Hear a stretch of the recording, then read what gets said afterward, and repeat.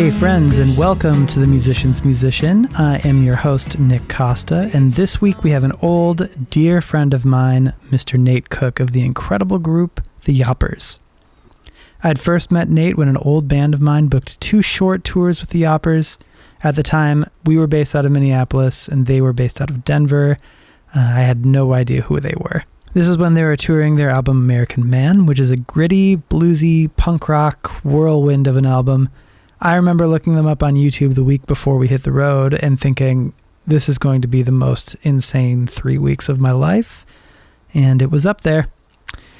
The first night we met was actually an off night in Seattle. We decided that we wanted to go kind of feel each other out, see what we were getting ourselves into. And that night we drank the bar out of Rainier and made a very tall pyramid with the cans on the bar. It was the first of several times that happened. By my hazy recollection, it happened 3 times, but that's beside the point. The point is that we knew right away that we were all going to get along just fine. When they played live, it was wild. It's a cliche, but it didn't matter if there was 3 people in the room or 300 people in the room. They played their asses off. They were also so unhinged on stage that you never really knew whether or not they were going to punch each other or maybe they would punch you. Just part of you felt like maybe you might be in danger, but it was very exciting. They would take shots on stage and throw the shot glasses at each other as hard as they could. During one show, I remember Nate being pushed around in a garbage can mid-song. That might have been the same show, actually. In their set at the time, you'd hear songs that have kind of become staples for them, such as Doing It Right or 9 to 5. But they were peppering in songs from their album A Boy in the Well, and you could notice a shift in them creatively when those songs came up. This isn't just punk rock Elvis on acid. This is beyond anything. This is something completely singular. This is the fucking Yawpers, man. I also have to say, nobody has a voice like Nate's. Most people could only dream of that range, the way that he can croon like Sinatra and then scream the most throat-ripping scream just in an instant has always been so insane and impressive to me. After the tour wrapped up, they'd come to town, I'd open for them, we'd catch up. Nate and I became pretty close friends after that, and at one point I even drove to Chicago while they were making their album The Human Question, which is my personal favorite record of theirs. Nate even took me to his labeled Halloween party that night, where we just got loopy and wrote songs in the kitchen. Neither of us know what happened to those songs. Nate always told me about his love for Beck over the years, so when I asked him to be on the podcast, I was pretty surprised to hear he wanted to talk about R.E.M. We get into how he got into them, what he likes, what he doesn't like. It's a really great chat. Nate's the best, and if you haven't listened to the Yawpers yet, just go do that right now and then come back to this. All right, let's get into it.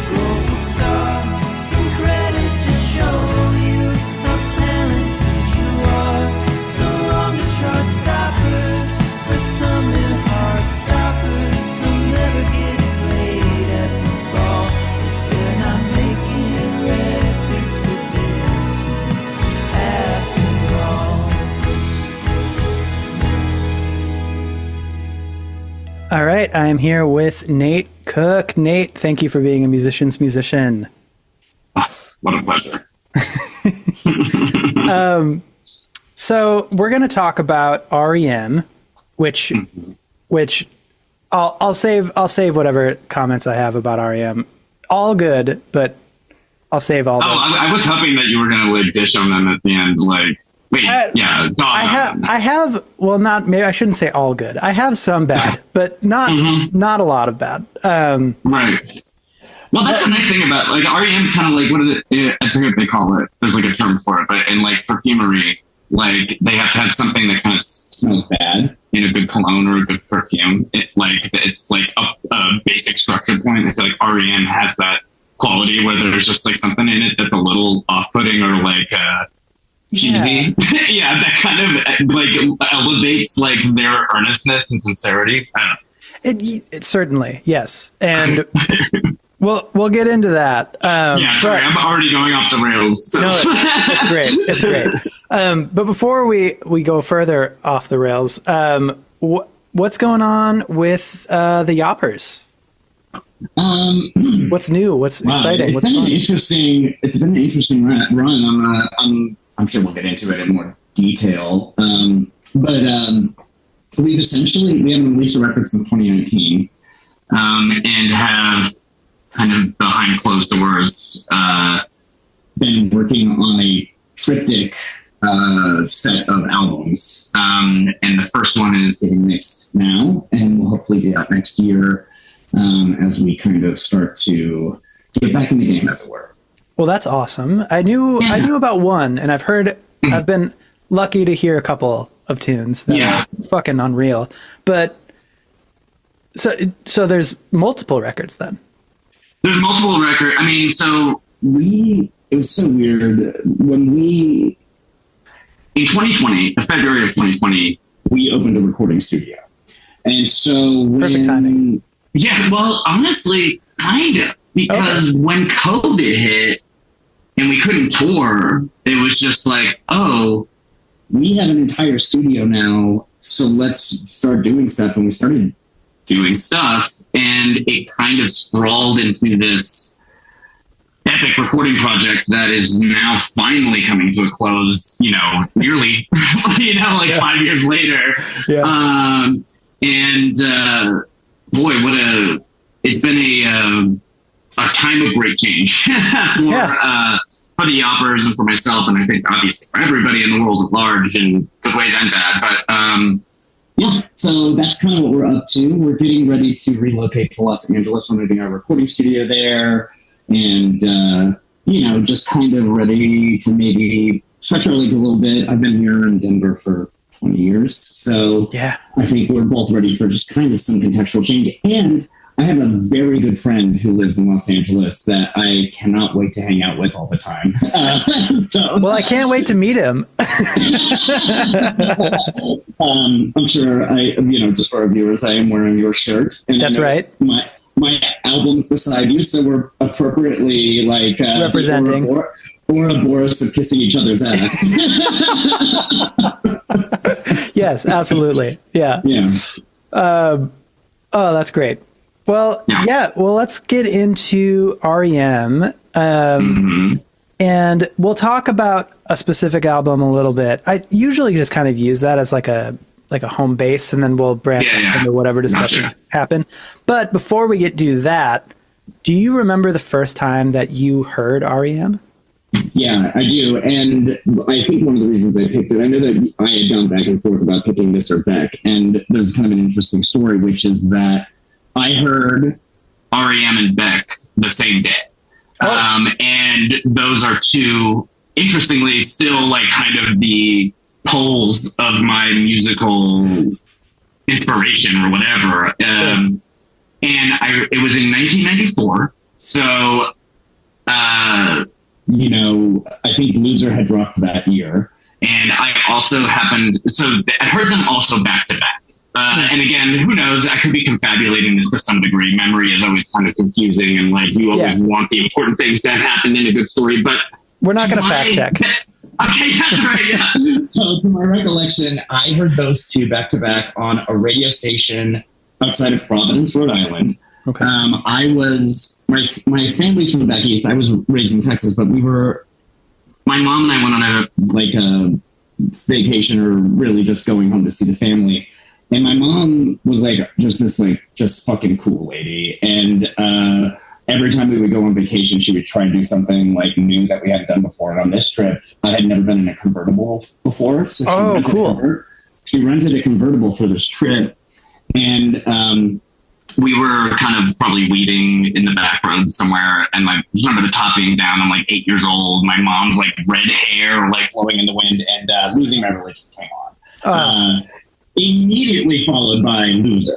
So I remember, for whatever reason, that moment really, that there's I don't remember where I read this, but there's a select subset of the human population that has the hair raising quality from music. There's some percentage of people, and me too. And that was the first time I remember that happening. that all the hairs on my body stood on end. And I, as a kind of non-spiritual person, I would say, I like how people say, like, I'm not outdoorsy and I'm not a spiritual person. But there was something so other about hearing whatever that was. It's ineffable. Like, I mean, why do we like any specific music? Why does certain music affect us? And I think that a lot of my life has been trying to figure that out. Mm-hmm. But that was the first time I was like, this is something completely inexplicable and so powerful. And I have no clue. It's like music's kind of like if aliens had like a ray gun that could just make you like want to have an orgasm or something. You know what I mean? Like, yeah. It just comes from nowhere. It technically isn't anybody talking to you. It's just vibrations through the air that go into your brain, and all of a sudden you're like, wow, life has meaning. And I remember that being like a really profound moment. And I think that I probably ascribed at that moment in my life as the moment I knew I was going to be a musician. I imagine there's, again, some retconning there. Your fact checkers can look into this for me. Yeah, they'll look into that. As to whether or not that was the beginning of my personal journey as a musician. But I do remember that moment very clearly. I don't really remember much else about being 8, but I do remember that. Yeah. Well, I mean, that's such a special moment too. Like the first time you're really moved by a song, which like like yours is so cool. It's like, it's R.E.M. and Beck, right? And like it might as, and also it's like the most 1994 thing ever. Like it might as well have been like Weezer and then Green Day after, like was yours like Tiny Tim or something? No, mine was probably the one that I can remember is One Sweet Day by Boyz II Men and Mariah Carey. Honestly, that's beautiful. So it's a gorgeous song, and maybe some like a similar time frame. It might, like if it was my 1-2 punch, kind of like those two, it would probably be that one, and then My Heart Will Go On by Celine Dion. Okay, yeah. I mean, what are you gonna do? Those are great songs. I think that there's a quality of being 8 that feels like the last time that until you're older that you think your mom is super cool. Do you know what I mean? And so there was this, we were very bonded, and she's just my mother. For anybody who knows me, my mother makes no sense. Like, she's the kindest, most selfless human being, and she really went out of her way. And I just remember feeling the intensity of that maternal love and like familial connection. And it all, your brain, in some non-Oedipal Freudian sense, that maternal love kind of intertwined with music at that moment. It was like particle collider or something. Like those two things became fused. And how I feel about music now really does feel like God. I'm trying not to step into a pile of cliches, but I do feel that intense love, I guess, that that moment had from my mother. It's all conflated now. Yeah. Well, I mean, that's such like a strong memory, and like, how would that not influence the rest of your life? I mean, I'm sure that I had heard other songs next to my mom before that. I don't know why that moment was when it happened. Is it 8 the moment that you like start to pass the object permanence test or something? Like some part of my brain grew that day. It was like the Grinch's heart, but it was just like, but it was just Nate's brain. Yeah, absolutely. No, for me, it was like a lot of stuff like on pop radio, and like, and that always really got me. Like, Boyz II Men was like a big one for me. Yeah, I can hear it in your harmonies now. Like you got that like if there's another harmony to be had, it needs to be on there. Yeah. This new record I'm working on, I sent. Dominant seventh is really missing in this part here. Yeah. No, there's one where I sent like one song on this new record I'm working on, and I sent it to the guy who's mixing it, Brady, and he just texted me after he like received the files, just being like, a lot of harmonies on this one. Yeah. And I was like, yeah. I mean, you don't have to use all of them. Yeah, but you didn't mean that though. Yeah. He didn't. He used like one of them. He used like one. Oh no! Yeah. It's for the best. Like I'm just very. I know. I can't wait to hear your like Taylor's version. You know, yeah, your later like the original master. Like they're just like all harmonies. Yeah. For fun. sure. But yeah, there's just like those strong moments that. Like for me, I feel like the one that made me realize, like, I always liked music, but I was also, that was like probably 9 or 10. And I've told this story on the podcast already, but, you're like, gonna have to run through this a bit. No, it's great. My brother like physically sat me down, and he like always like would make me listen to stuff that he was into, but it was like Garth Brooks or like in one episode, the Billy Joel episode, this kind of came up. Where he was really into one Garth Brooks album on repeat, and then Billy Joel's Stormfront. And interesting. And he would like full volume, and so like I was just like, I don't really like that. But he like one day he like sat me down and he made me listen to Enema of the State by Blink-182. And I was like, I hadn't heard anything like that catchy and that loud and that fast all at the same time. And so like there was like a moment, like something changed in my brain. And I was like, oh, that's what I want to do. Yeah. Yeah. It's like the first time you do ecstasy or something. And you're like, okay. Yeah. Right. Which was a year later. The same day. My brother. Yeah. I heard Enema of the State and I was just like, give me the hardest drugs you have.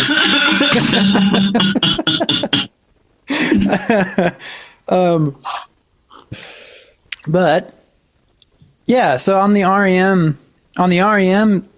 kick here. Yes. I had tried to do like for a while I was like trying to find all my like musical blind spots and like listening to the full discographies, which were sometimes a terrible idea and sometimes a great idea.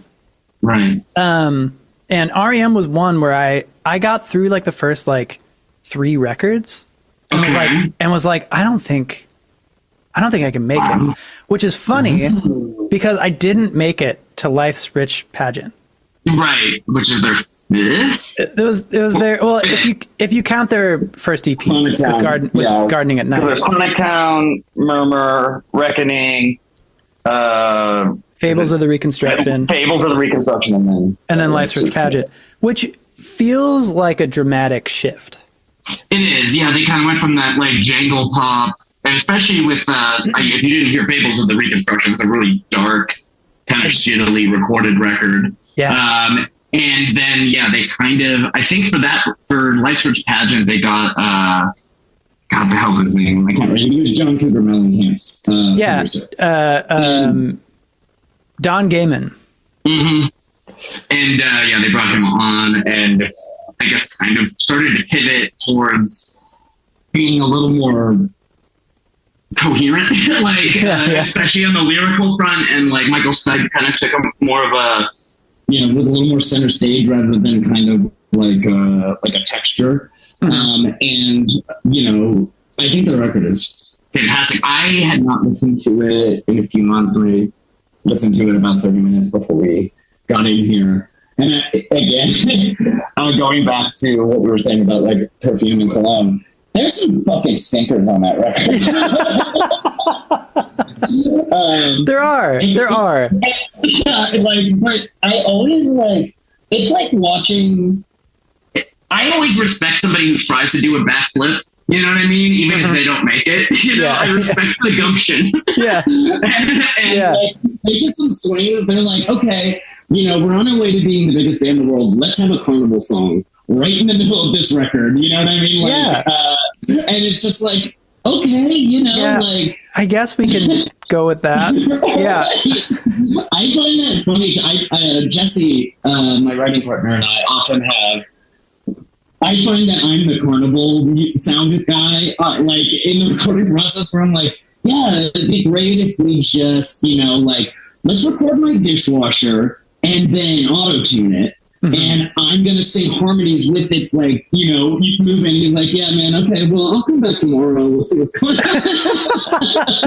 Everybody needs one. Everybody needs one of those. Well, I think it's because, like, Jesse's, like, virtuosic and can do anything on an instrument. So my only, like, recourse to, like, maintaining relevance in the band is just to be like, what if we didn't play music? Yeah. I feel like every great band has to, like, they kind of have to have that, right? Like, right. Like that was kind of McCartney's place, where he was just like, well, right. I don't know, what if we made a trumpet make a note that they can't actually play? Like, stuff like that. What if we had an entire orchestra that just played into chaos and like? Yeah, I feel like my job is essentially to roadblock Jesse so that he has to do stuff that's more interesting. Well, I think just based off of the progression of the Yawpers, it does make, like, it has worked, basically. Right. Every record is a huge step beyond the last one. So I appreciate that. Yeah. Go on.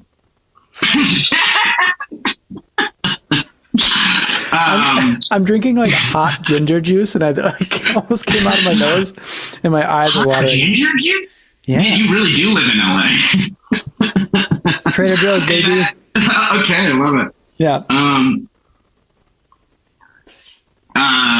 But yeah, I mean, that record, I mean, it was a struggle for me to actually pick that one, just because, I mean, the reason why that record's important to me, I guess it'll take a little bit of backstory. Yeah. I know that this podcast isn't really about musicians talking, so I hope you'll we'll forgive it this time.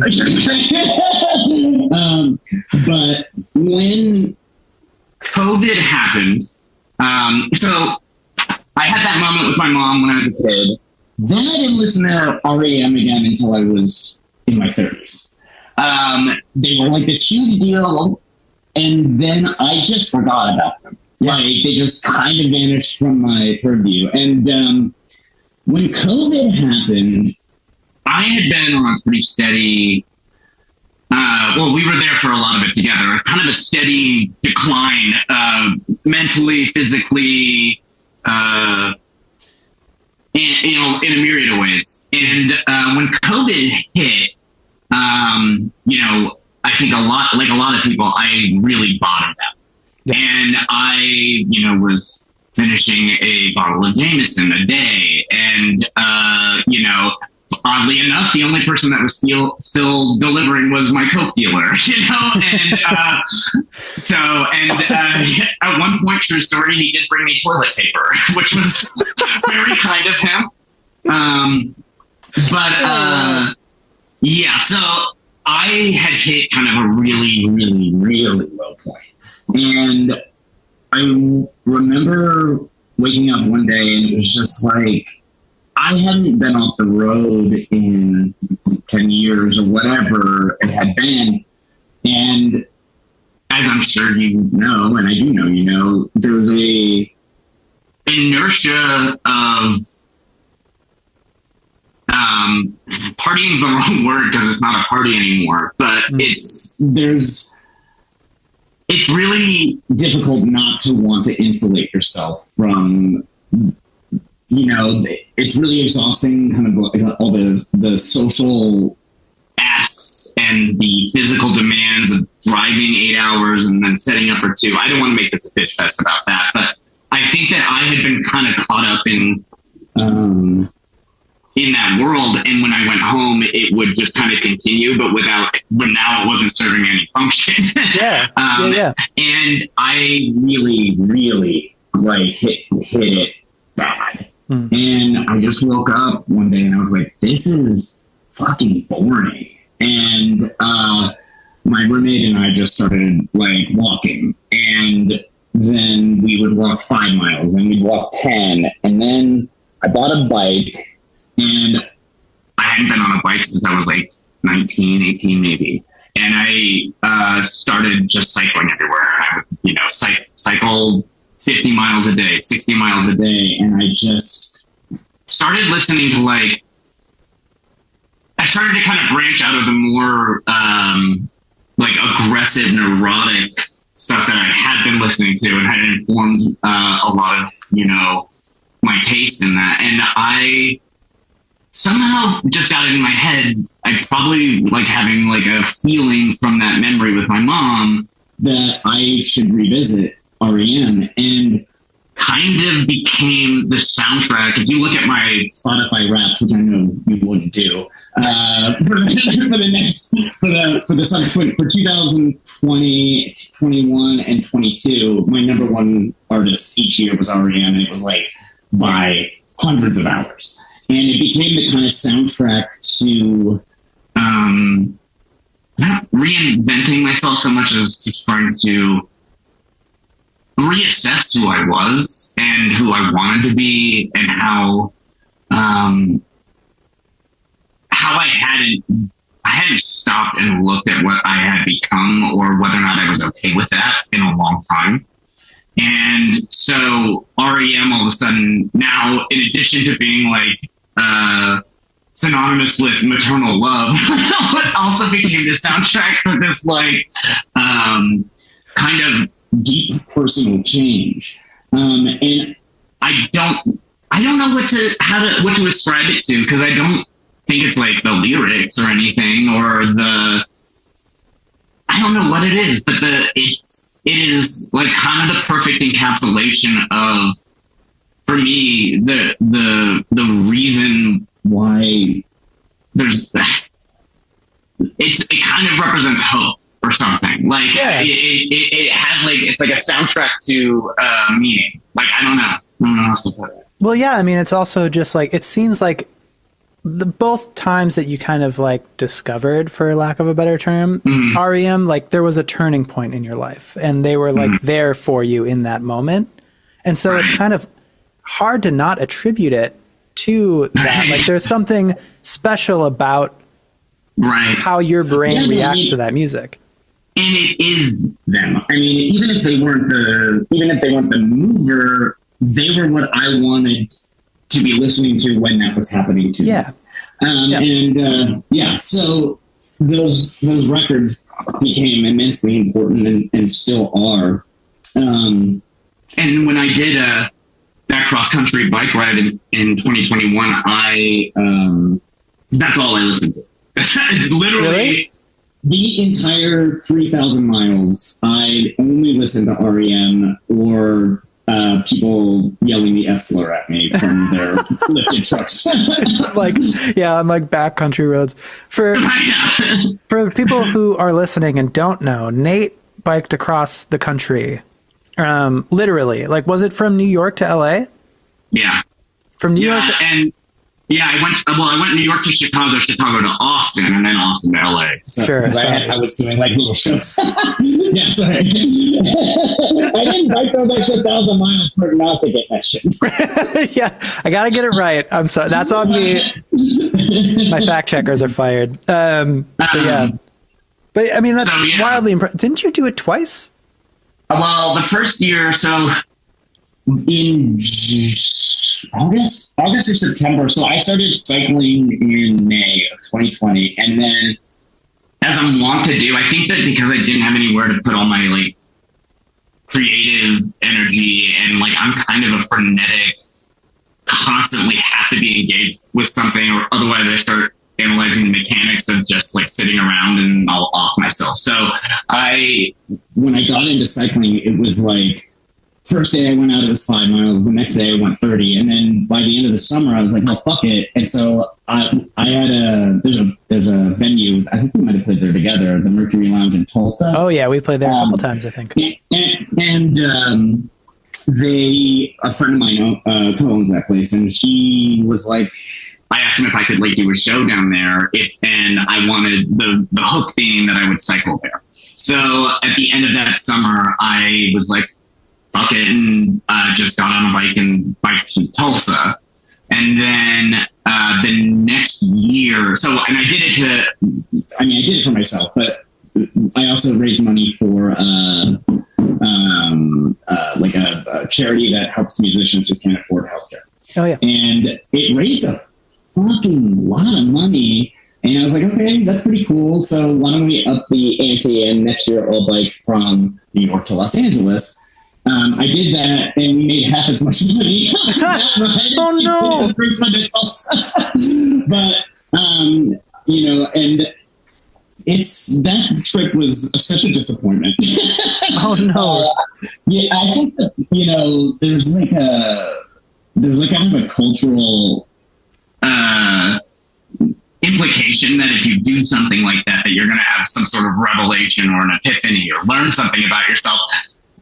I had a very I learned nothing experience, and that's my lesson. It felt like the universe, it felt like an M. Night Shyamalan twist that the universe was doing. It was like, okay, so the lesson is that nothing really does matter, and that these sort of exercises are really just hubris and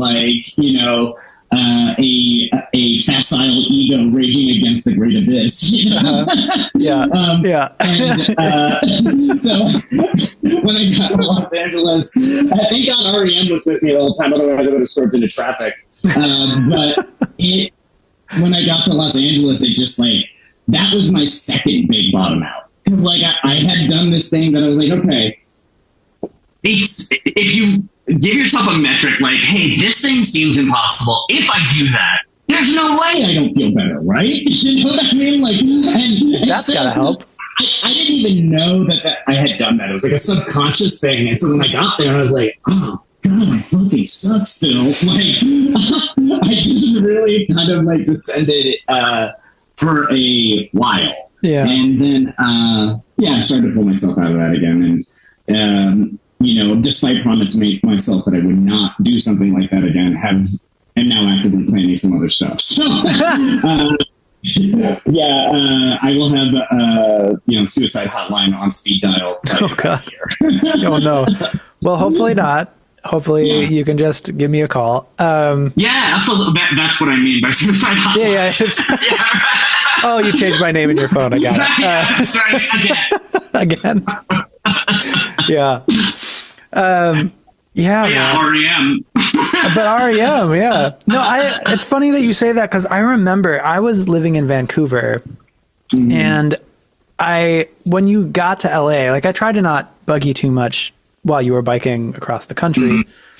Obviously, at what time are you going to be checking your texts or whatever? It's probably not your main concern. Also, what do you say? You're like, hey, so how was it? Yeah. How's it going? No, but you finished it, and I remember texting you being like, hey man, I'm really proud of you. What a cool accomplishment you did, blah, blah, blah. And I just remember you just being like, yeah, I mean, I guess I did that. And I was like, I don't think Nate's doing okay. You were right. Yeah. And that's why you're suicide hotline in my phone. That's right. That's me. Yeah. The musician's musician by the suicide hotline. Oh, we're snipping that out.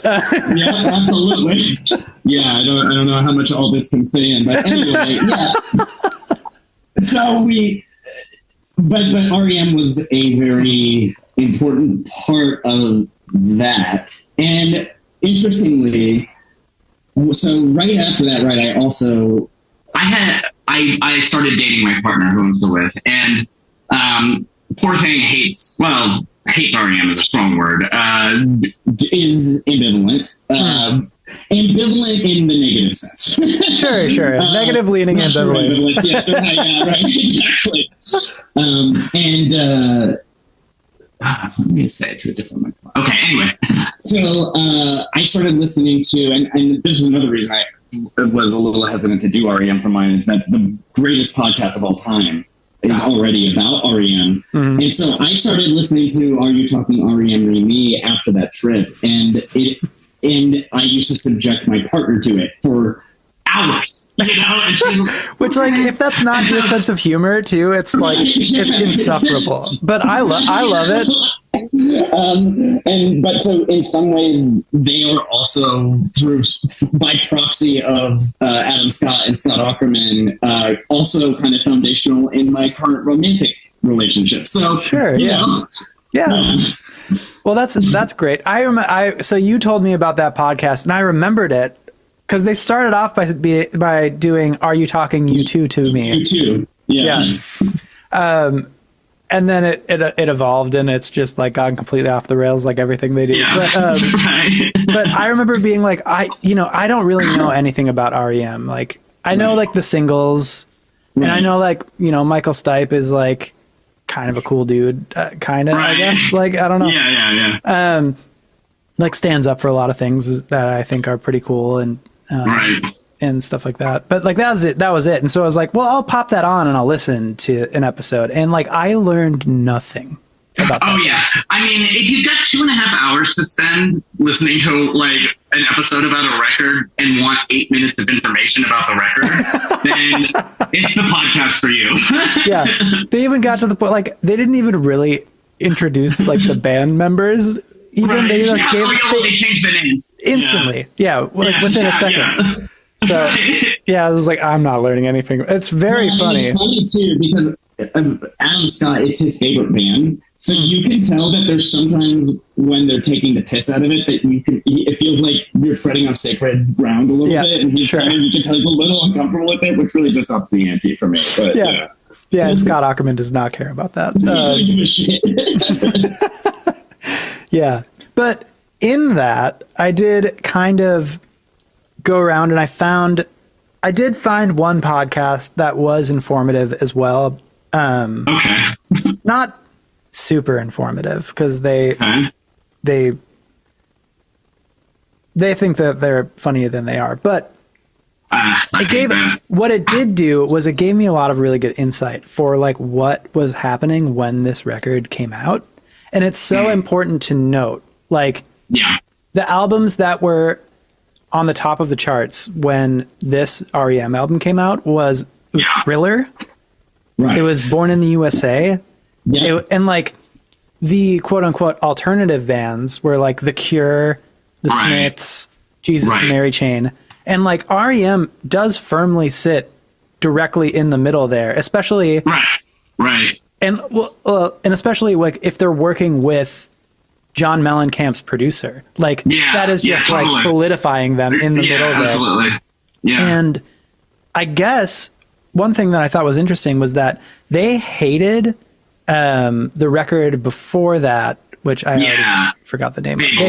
They hated Fables so much that they like were talking to their manager, being like, maybe we can just be a band part time. Like maybe we just don't do this anymore. Yeah. Right. And then I think then they make this record, which like is their like up to that point their biggest record. Yeah. I now that I'm thinking about it, I think that it came out in 86, right? I think it did. Yes, 86. Yeah, which is also the year I was born, so that's another kismet, I guess, here. But a good vintage. That's right. Yeah, I mean, they really do kind of sit in the middle of... I know that there was some... I've seen some interviews where it seems like... There's been comparisons to Johnny Marr and the Smiths. I know that Johnny Marr considers like R.E.M. to be like where he comes from. Like he like credits that. But people didn't know that R.E.M. was formed before the Smiths. Right. So and so like the R.E.M. guys seemed like early on would get asked like if they were influenced by the Smiths, and you could tell they were kind of like, "The fuck, dude!" Like, come on, man, do a little bit of research. It's so weird to think that too. Like I like the Smiths just fine. Right. But you seem like a Smiths guy to me, and I hope you don't take that wrong. No. I do like the Smiths. I like Johnny Marr a lot. Yeah, more than I don't think anybody's fucking over here like say like well. Yeah, I think you either have a bust of Morrissey in your house or you don't like Morrissey. Yeah, there's two extremes. Yeah, that's true though. Like I don't know a lot of people who are like indifferent to Morrissey. Right. Yeah. And I actually really I didn't listen to the Smiths for a long time just because that sort of kind of performative, overly political in a way that seemed like it was cloying or like, manipulative. I have always kind of just tried to avoid because it just pisses me off. But the total vulnerability, the balls to sing like that, and, you know what I mean, and to write like that over that stuff. I mean, you kind of gotta respect it. It's insane. Like that voice, it's just so bizarre, and like that it worked. I remember being like a kid and hearing the Smiths and just being like, what is going on? It's like if Elvis got a hold of a chorus pedal, It's right, totally. Yeah, and also like was very effete. You know what I mean? There's like a very feminine quality to Morrissey while he's kind of channeling like this like bygone machismo. It's very strange. Yeah, it really is. Yeah, they're a weird one. I can tell why R.E.M. blew up, especially like around this time, because like that does sound like everything that was like on the college radio stations, but also like appeals production wise for this album to like the pop radio stuff, and especially the song "Fall on Me," which is like, that is. What a song. That's one of those songs that I still, every time I hear it, get my arms raised. My arms raised. Yeah. Oh my God, I love it. Oh man. No, but there was two moments on this record where I listened to it and I was just like, I get why Nate picked this, because this it reminds me of something, not like that you like lifted or something by any means, but it sounds like you drew inspiration from a couple of them. I think that we share a lot of sensibilities, or sure, yeah. They imbued me with the sensibilities I now have is probably a more accurate way to put it. Yeah. Fall on Me is so fucking epic. It reminds me of like, for your songs, it reminds me of like Can't Wait or Reunion, where you have these kind of like, for you guys, like softer, right, janglier songs that are like a little bit more melodic. If I feel like you go a little bit more melodic and like maybe a little bit more pop sensibility than Michael Stipe would have, and also you also enunciate better. But but I also don't have his voice, which is such a. He's got to be one of the great singers of all time, considering how limited it seems like his range is or whatever. But it's so emotive. It's so spot on. Yeah. When he belts, when he like does. When he does it like you can feel it. Like there's something very like, I don't know. I don't want to say like primal, but there's something like it just feels he sounds like good. A trumpet. He's got like this weird brassiness that kind of just feels like a testimony. You know what I mean? Like a king walked in. And it's wild. And he can also do that with like louder songs. So like on this album, there's Just a Touch, right, where he's just like yelling, and also like End of the World as We Know It, and even Losing My Religion. I do this record that Cuyahoga is also one of those like this is just a record of great choruses in a lot of ways. I tend to steer more towards those like that when they get a little too rocky. Like the problem is that like I think they were doing rock and roll that at the time sounded fresh but wasn't really evergreen. Now it sounds a little bit outdated. When they don't do that, they sound as vital as if it was dropped today. You know what I mean? Like when they kind of steer a little further away from that. However, the fact that they're willing to do that and they don't take themselves that seriously, which is pretty obvious from like a lot of their stuff, Stand and whatever, Shiny Happy People, like they're clearly not all the way up their own ass, despite being like at the time one of the most popular bands in the world, but also the quintessential coolest band in the world. Right. And that they didn't take their own medicine in a way I always have appreciated. Yeah. I do think that they kind of fall into like the production traps of like the times sometimes. Yes. Like even on Out of Time, like there's radio songs right off the bat. That record in particular, they do a lot of that. Yeah, I know. But then you have Losing My Religion, which like does sound very 90s, but like positive connotation. Because it was the 90s. You know what I mean? Like, I think it defined the 90s sound, so of course it sounds like what it defined. Yeah, everybody wanted to like sound like that, and I still do. Yeah. But then you have like Automatic for the People, which I feel like, I mean, it does have those moments, but like it feels a little bit more timeless. Yeah, I think that they also resented, like a lot of the greats resented getting famous in a way that like every time they did something that worked, they kind of did something different the next time, which I always liked. Yeah, I mean, you have Automatic for the People, and then you have Monster, and like those two records are pretty different too. They get one. Yes, very different. Yeah, you know. Yeah. So, Night Swimming wouldn't have been on Monster. It wouldn't have fit. So yeah, that song. Yeah, oh my god. There was a period during, again, like this whole COVID thing. This whole COVID thing is great. That's how I sum it up. But Night Swimming was like my wistful era during time. Like I would just sit and look out the window and like, you know, it was when everybody was at home and, you know, people would have their like their drapes drawn, but you could see their silhouettes. And like, I was just doing that, like, I guess like the culturally acceptable version of rear windowing people, like, like looking at them, but with wistful music playing. So it was more of a contemplative thing than a voyeuristic one. One of my first experiences with that song, and this is like kind of embarrassing, but it is very of the times. You know how there was like those CMT Crossroads episodes where like there would be like a pop artist and then a country artist, and then they would like cover each other's songs.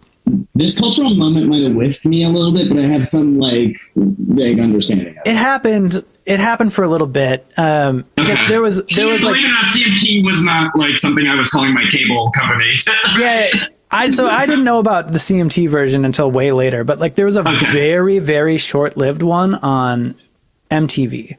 Okay. I think it was like, I don't want to say it was Icons, but it was like something like that where they would have like a band that was like just getting popular cover like legendary bands' music with that band. Okay. And so they had R.E.M. on it. And the band that they had to like the new up and coming band was Dashboard Confessional. Okay. And they played Night Swimming. And How did that not turn you on to R.E.M. considering your provenance? Well, I did like that song. I was like, oh yeah, okay. Well, that's a little bit different than what I was expecting from R.E.M. Right. And I think that is like kind of why they stayed in like like I always really liked the singles, but I just like, again, like I tried diving into to their catalog, and it was just like the first three records are kind of tough. Like they're kind of. Oh, interesting. See, I figured I almost was like, man, I should have done Murmur because I figured that would be more up your alley. But I guess, I mean, like, I guess I don't really know your full like taste, but I always feel like when I listen to your records, like your solo stuff in particular, there's like a very like real like Big Star quality to it. Absolutely. And Big Star was like the influence on those early R.E.M. records. So I just kind of figured that would be more up your alley. Yeah, I think there's like I don't know what it is. There's like a grittiness or like a murkiness to. Yeah, murky is a term that is frequently used to describe those early records. Yeah. And I think that's kind of like with Big Star, the thing I like is like how shiny it kind of all sounds and like how polished and. But like it's like polished without being like overproduced to shit. You know what I mean? Like it just sounds good. And those records are like underproduced, and then they're cool for what they are. But like I gotta be in the mood to kind of listen to that. Right. What mood is that? What happened in your day? Yeah. Oh, good question. Good question. Yeah. What's the second? Sorry, the tables have turned now. I would say in that situation to listen to like those records, because I feel like the later stuff, like that's a little bit more pop oriented, like I could listen to them anytime and feel pretty happy. Right. But like the more kind of like aggro early 80s kind of stuff, like Yeah.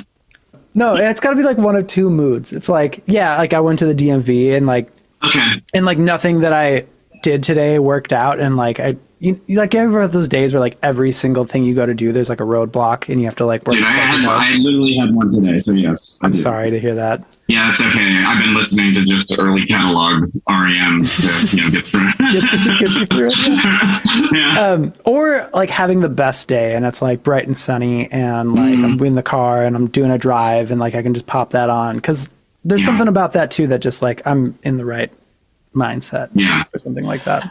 Yeah, it's funny.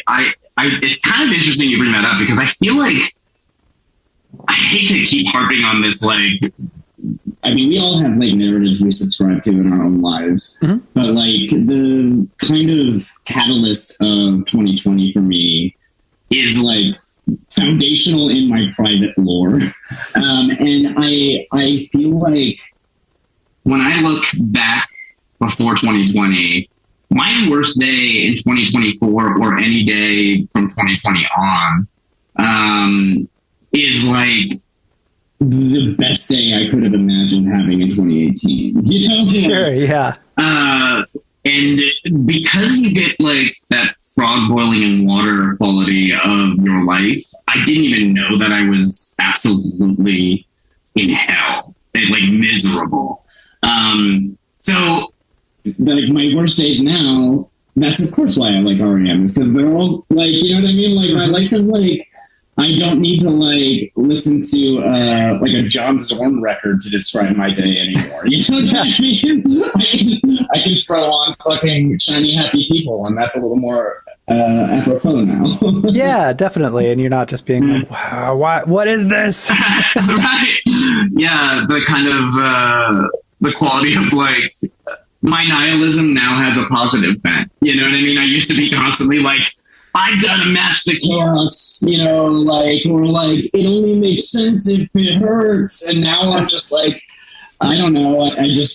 I feel like being happy is the most absurd way to mirror the universe. So yeah, that you know, whatever. And also that's like such a like late 30s man cop out. Like I'm like, oh yeah, you know, as I became more financially stable, my brain just changed, and so like now I'm a little more elevated philosophically because I'm not starving anymore. Yeah, sure. It must just be my brain and how cool and well read I am now. Well, I mean, I do feel like, and you kind of said this earlier, like you and I kind of were running parallel, kind of downward turns for a while. Right. Yeah. And like those downward turns would intersect from time to time, and we I had think blast. I mean, if we were running, it was like it was kind of like in the early Jackass videos, we were in shopping carts going down hills, and occasionally we'd run into each other. So there was like we had some good times. But we did. I always kind of would think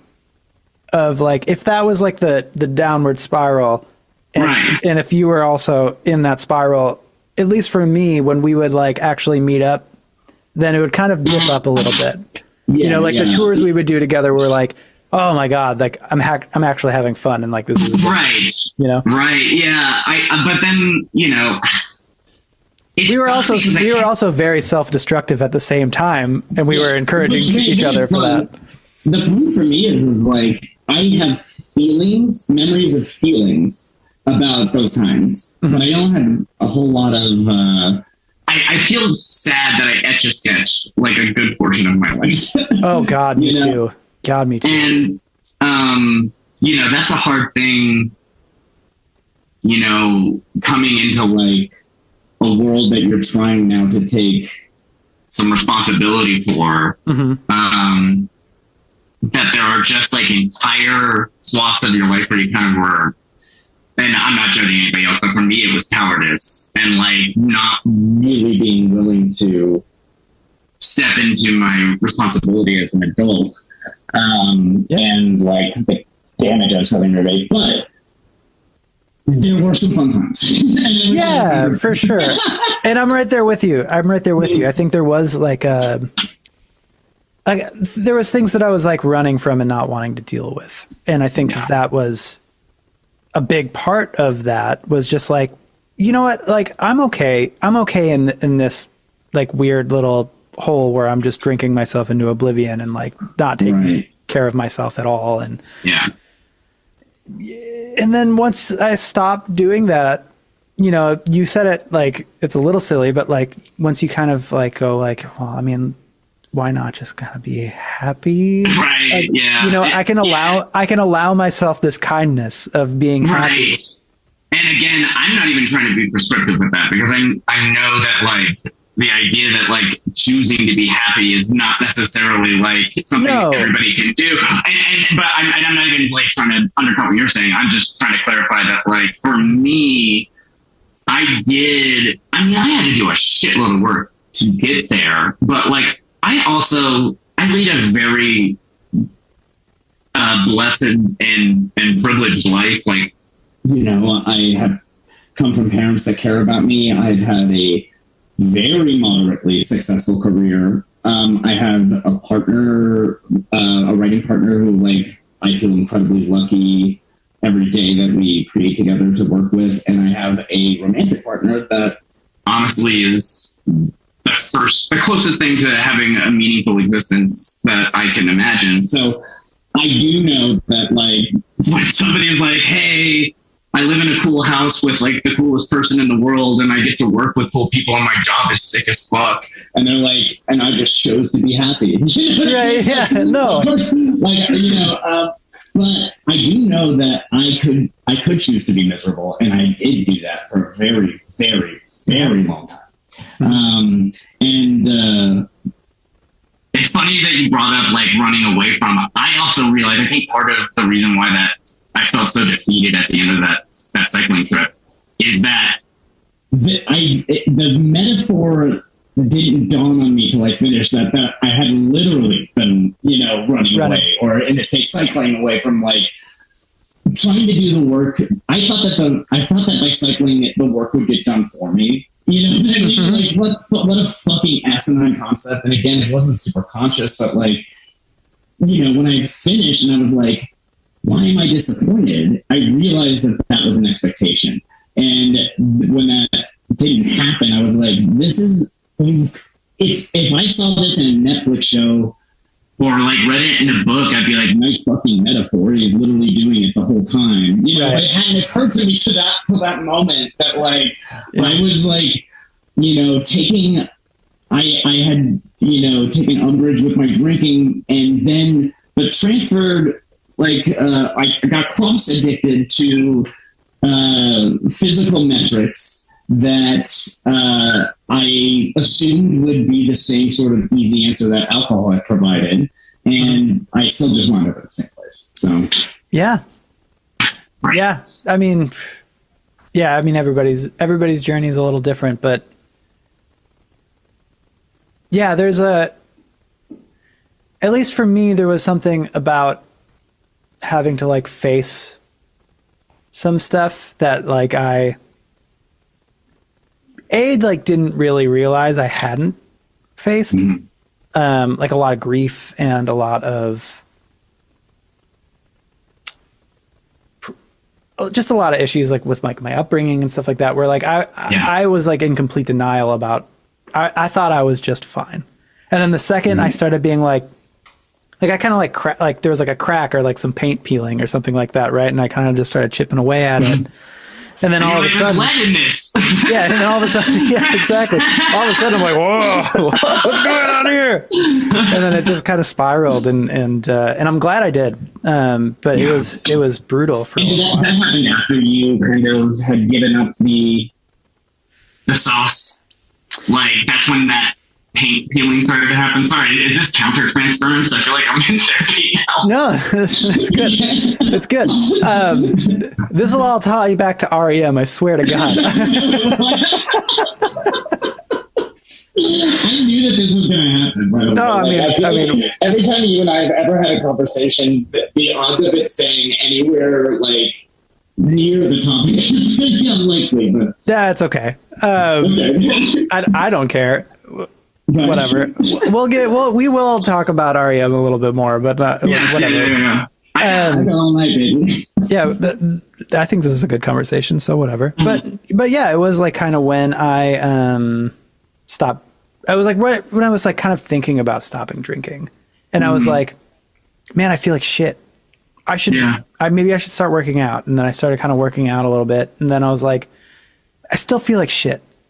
Why do I feel like shit? So like maybe I'll stop drinking, because I had a night where I started having these like really bad panic attacks, and I think we were on the road with each other. I remember. When it kind of started. Like I think I had one on a tour with you, and then I remember it was. I think I might have been party to one of them, or like, because was it a multi-day affair? I just have a recollection of you of it being clear that something was very, very wrong. And you were always so, you know, I mean, one thing that we share in common is like, our defense mechanisms are often built in like being affable and like, you know, kind of taking the piss out of everything as a means of kind of taking away its power. Yeah. And I remember, I can't remember where we were, but I do remember seeing you at one point, and it seemed like you had lost that power. Like it was like no longer something you could overcome. And I didn't know it was a panic attack, but I do remember. Yeah. I was having a pretty bad time on the end of one of those tours. And then we did another tour, and like I had to like leave the venue entirely because like I couldn't breathe. And I didn't connect the fact that it could be alcohol related. Right. And then one day I was back home. I was at like my local bar that was like down the street from my house, which I brought you to one time. Yes, I remember. Yeah. And I was sitting there, and there was like some guy who was trying to get in the door of the bar, but they had like locked it for the night. And he was like looking at me like, open the door. And I'm like, I'm not opening the door. I don't know who you are. And like, then the bartender went around, and the guy like got in my face about it. Oh my gosh. And I remember just being like, I can't deal with that. And so I just like laid money down on the bar, and I just went home. And I remember not being able to breathe. And I woke up the next day, and I was half on my bed and half on the floor. And I just remember waking up and just being like, I don't know how I got here. All I remember is like not being able to breathe. And that was like the day where I was like, I can't drink anymore. And the second I did that, all of a sudden I had to like face these emotions that I was running from.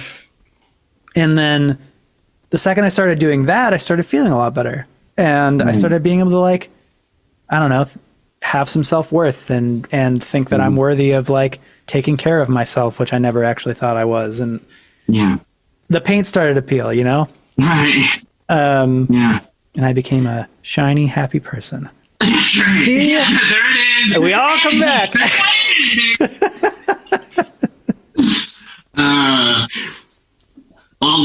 All roads lead to R.E.M. Hey. Okay. Yeah. Cut that. Yeah, but let's leave it all the deep personal unveilings. I think that for me, we don't have to continue on this line of conversation, but I do. You know, I think because you got sober and started taking care of yourself a while before I did, and I remember very much feeling. And I'm not going to say that like that was the genesis for like my changes, but I remember being like, he and I are awfully similar. You know what I mean? And if it's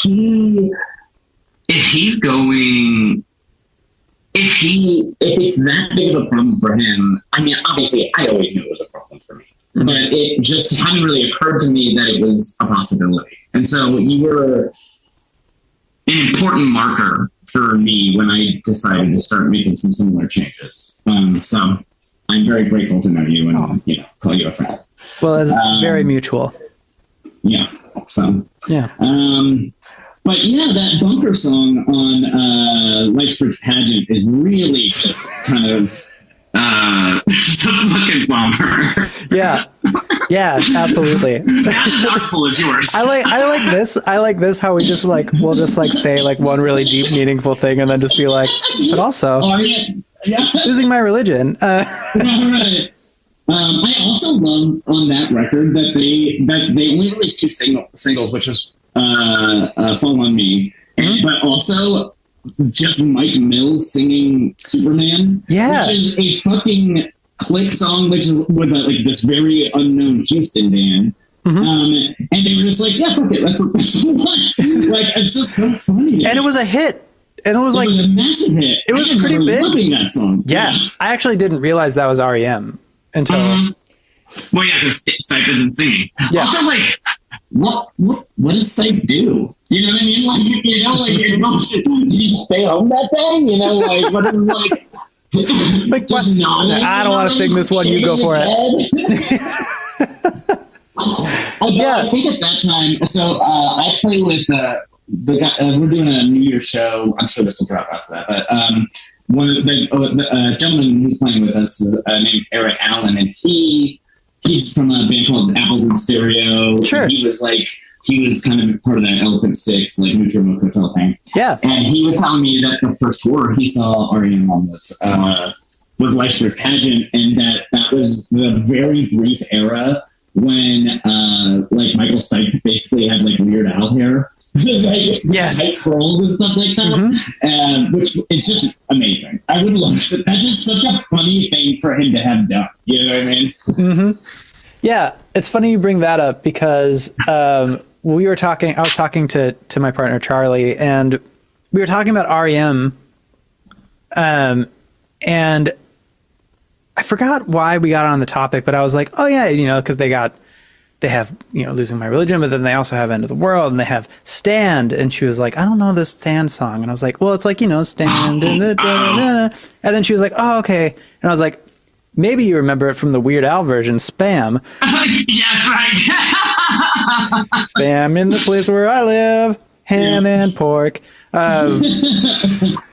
Yeah, I wonder if there's some sort of correlation there. She does not like it when I bring up the Weird Al versions of songs, which happens more often than you think. But yeah, I mean, and again, like that record has got some misses for me. Like I love Michael Stipe and like because I share some of the same kind of point, like meaningless erudition about things, and like, you know, having a song called Swan Swan H on a record is just so fucking like, that's like, there's something so like moody 12-year-old about that. You know what I mean? And there's a part of me that deeply appeals to. Yeah, well, I guess it was because that, like, the original version of it, they had the track listing in the wrong order on the vinyl, and then they put like a letter next to it. I see, and they just never got to putting the rest of Hummingbird on there. No, or like whatever they were. I don't know. Okay, listen, that's fine, but he also has a song called Wolves, Lower. You know what I mean? So I'm just saying, there's a little.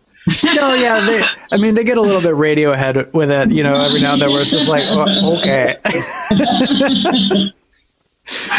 it's also funny to think, I mean, like R.E.M., you know, they hung it up. They haven't done a reunion tour, but they also spent like the 90s like fostering like a bunch of bands that are fucking awesome. Like Eric, again, he now, like, because he's like tied into like Jeff Mangum and all that scene, the Athens scene, now like kind of knows them, and like they're like super like nice people that help people in their career, and that they have that connection with Cobain, and I don't know, they just seem like really decent people as well. Yeah. So that it's very nice, like when don't meet your heroes. When meeting your heroes or learning about them, that they're not pieces of shit. You know, the stories aren't all like, yeah, and then I did fucking crack in a Motel 6 and like, you know, robbed a children's hospital or something, you know, like, which are fun stories, you know, but they're not. It's nice to like know that there's decent people doing stuff like that. Even with like this podcast, there's been a couple people who like I'm going to be talking to or have talked to already, and like I was nervous, and they were like so disarmingly kind and like funny and nice. And it's just like, fuck you. Wow, you don't get to be that good at that and like influence me and also be that nice. Yeah. No, yeah. No, I was actually just saying fuck you, Nick Costa. Yeah, I that's wanted okay. to set myself apart. No, I get it. I get it, and you're right. You should quit drinking again. You need to get that self-worth up. Yeah. I haven't started drinking again. I know, but just say you're stopping again today. Oh, okay. Like, give yourself Start again. Start over. Yeah, right. Start again. Start over not drinking. That's what you gotta start for like, you can start for like 2 seconds. Yeah. Listen, man, you got to start to stop.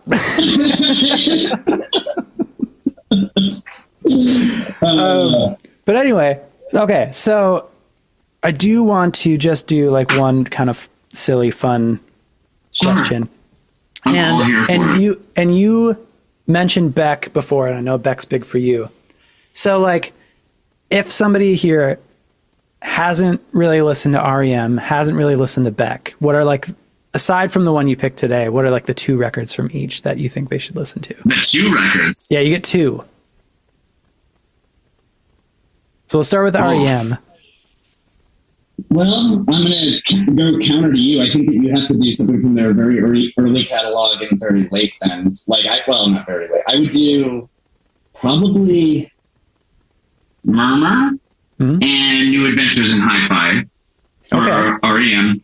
And then for Beck, I mean, I'll just list the ones that like have stuck with me the most, which are Mutations and Midnight Vultures. Oh, yeah.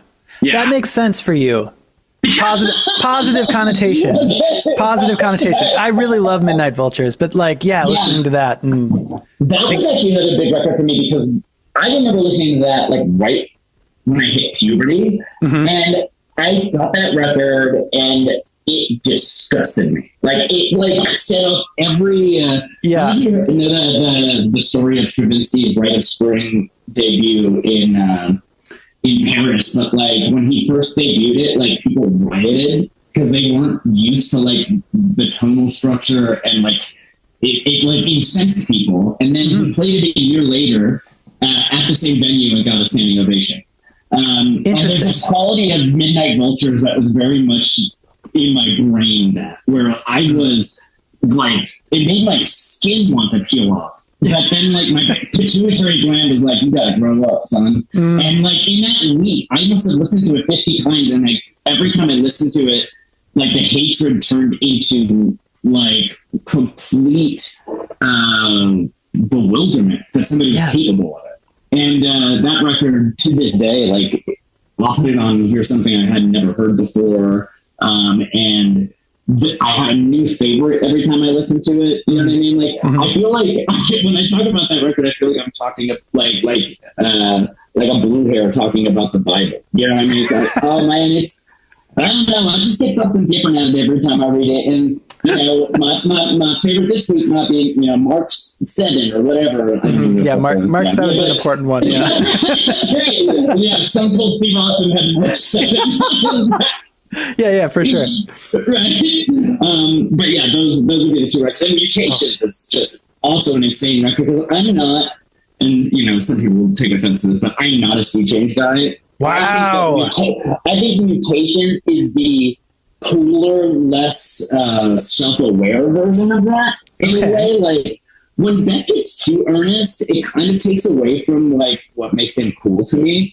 Okay. And not to take away from it, like he's whatever the fuck he wants. He's a dyed-in-the-wool genius. But for me, Mutations was just like a little more obscure in a way that I really liked. So yeah, definitely. I mean, I am. Of course, this will be of no surprise, but I am very much a sea change.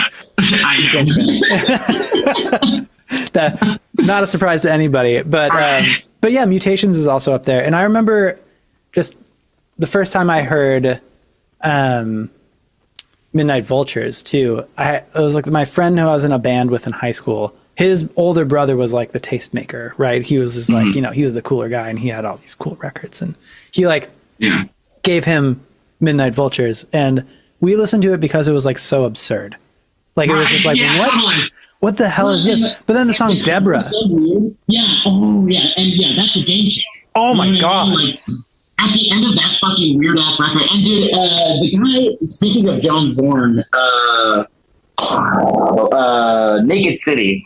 Do you know that band? Like they're the like jazz grindcore band. So it's like a grindcore band with Bill Frisell, and like all the best jazz players in the world are in a grindcore band that only recorded in Japan in the early 90s. It's fucking insane. What? Like this is gonna tie back, baby. Okay. The lead singer, and I'm gonna fuck up his name, it's like Yakasuka Ai or something like that. It was in a band called Boredom, and he is the guy that designed the cover of Midnight Vultures. So that weird like lightning bolt dick that he got. Yeah. Coming out of his like leather fucking pink pants. Mm-hmm. Wow. Okay. Yeah. So yeah, I can see why you were drawn to that out of like a Jerky Boys quality. You're like, this is fucking ridiculous, so I'm gonna listen to it, and then you get into it. Yeah, and there was also like the video for Sex Laws and stuff like that, which was like completely absurd. And yeah, I didn't put two and two together that was the loser guy. You know, like I didn't. Right. Well, why would you? There's like very little in common. Like, which is the thing with that.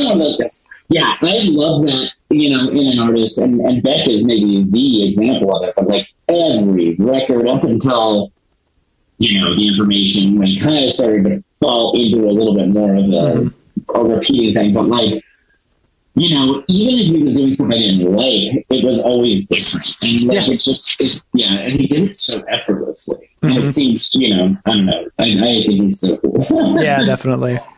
Well, Nate, I really appreciate you sitting down and talking R.E.M. with me, and also a little bit of back end, and also just life, and just thank you so much for being a part of this, and thank you for being such a good friend, and thank you. I hope I didn't overshare to the point that this has become an uncomfortable watch.